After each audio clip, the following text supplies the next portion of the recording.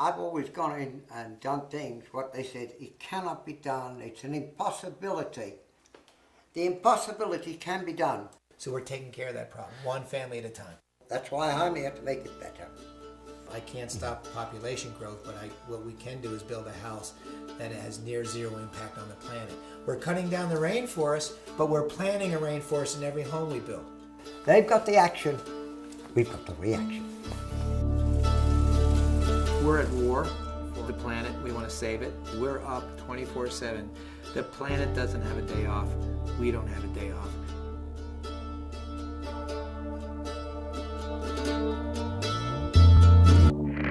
In these times of political and philosophical polarization that stifles progress, sustainability is a uniting theme. It is something upon which we can all agree. Who can argue that we should strive for cleaner, healthier, more efficient, more economical, more risk-averse ways of doing things?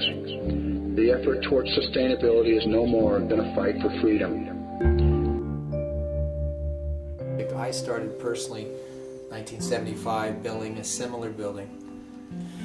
Wind power, solar, and all those kinds of things. And it comes into the second building here, which is a research center, basically a technology incubator.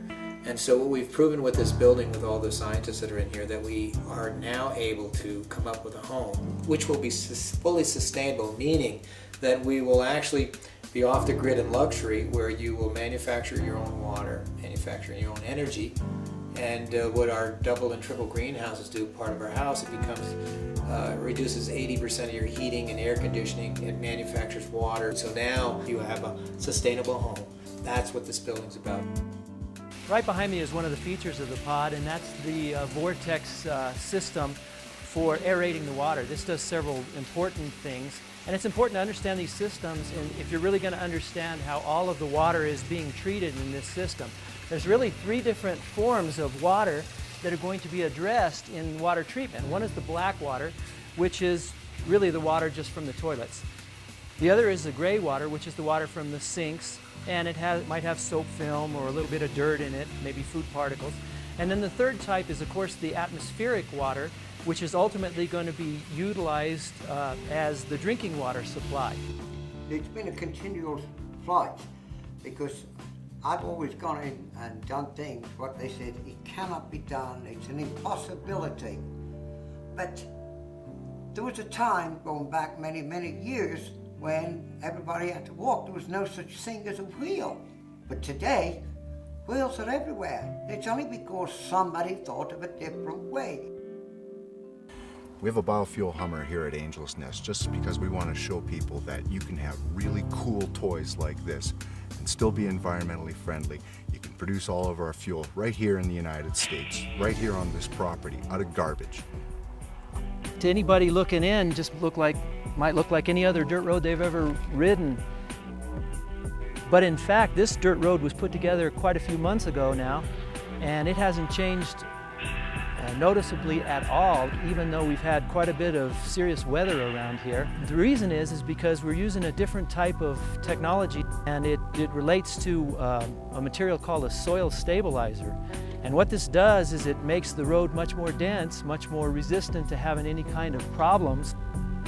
I done a test on this to see what the PSI would be, and a week later we registered 3,000 PSI loading factor on this road. You're only looking at 50% of the cost. But the ability to establish a low-cost, durable road is a real boon to these communities that are in developing countries. My name is Ed Minshaw. I'm originally from Alberta, Canada. I'm a physicist and an electronics engineer. What we're doing out here is trying to save the planet one home at a time. The Earth itself is a completely enclosed life support system, and we're soiling it. We've got to figure out a way to live on this planet prosperously, and we've also got to figure out a way to do it in such a way that we're not wrecking it for future generations. There is 1.5 billion people in China, 1.2 billion people in India. They all want to live as well as Americans do.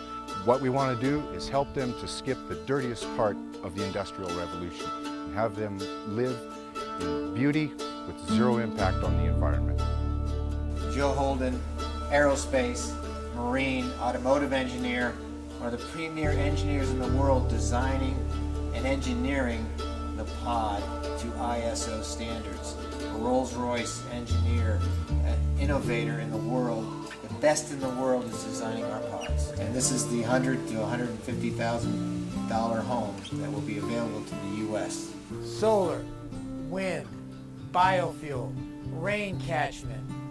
We have it all in the middle of a high desert. No water, no electricity, sustainability.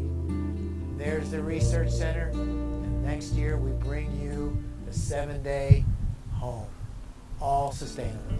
Bring it on. The roof acts like the leaf of a tree. It collects energy and water, and when it rains, it runs on the roof into a scupper, into our 5,000-gallon cisterns.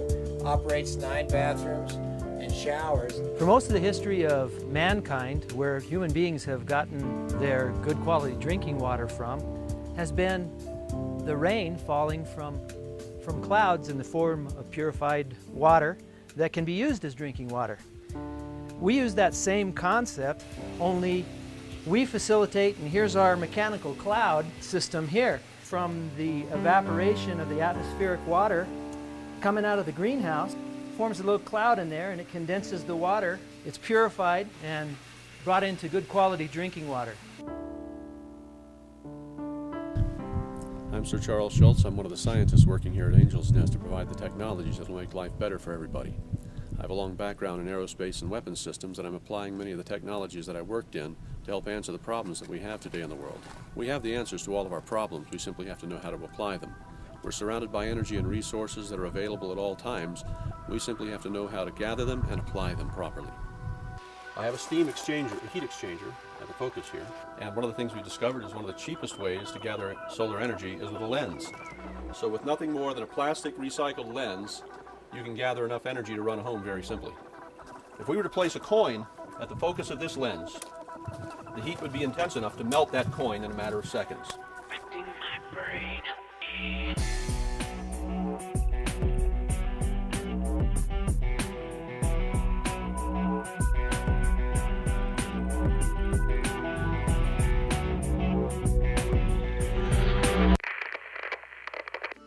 We have a simple choice. Continue down the dead-end road of wasteful uses of our resources that will cripple future generations, or join the renaissance of creativity that will positively change the world forever.